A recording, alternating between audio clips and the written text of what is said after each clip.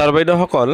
ৰাজ্যৰ লগতে দেশৰ লাখ লাখ চৰকাৰী কৰ্মচাৰী আৰু পেঞ্চনাৰসকলক তেখেতসকলে NPSৰ অধীনত যি লাভ কৰে সেই একে লাভালাভ কৰ্মচাৰীসকলে UPSৰ অধীনত পাবলৈ গৈ আছে আৰু যাৰ ফলত ভাৰত চৰকাৰৰ পেঞ্চন বিভাগৰ ফালৰ পৰা যোৱা 4 এপ্ৰিল তাৰিখে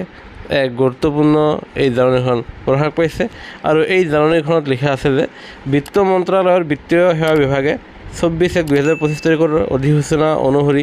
যিসকল চৰকাৰী কৰ্মচাৰীসকলে 1/4/2025 তাৰিখৰ পৰা তেখেতসকলে NPSৰ ঠাইত UPS বাছি ল'ব,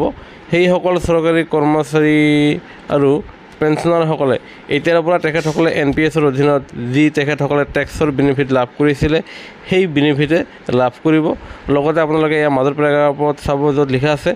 UPSক অধিক গতি প্ৰদানৰ প্ৰয়াস কৰাৰ কাৰণে চৰকাৰে সিদ্ধান্ত লৈছে আৰু য'ত NPSৰ অধীনত উপলব্ধ কৰ সুবিধাসমূহ টেক্স সুবিধাসমূহ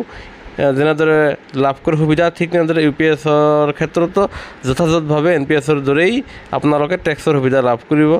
আৰু যাৰ ফলত চৰকাৰে যাতে কৰ্মচাৰী আৰু পেঞ্চনাৰসকলে যাতে ইউনিফাইড পেঞ্চন আঁচনি আঁকোৱালি লয় তাৰ বাবে NPSৰ দৰে UPSত সকলো সুবিধাসমূহ বিশেষকৈ নতুনকৈ এই টেক্সৰ সুবিধাসমূহ দিবলৈ গৈ আছে আৰু যিয়ে নহওক আমি UPS বিচৰা নাই, আমাক NPS নালাগে। চৰকাৰে যদি পাৰে তেনেহ'লে নিশ্চয় OPS পুৰণা পেঞ্চন ব্যৱস্থাটো ঘূৰাই আনিব লাগে, কিয়নো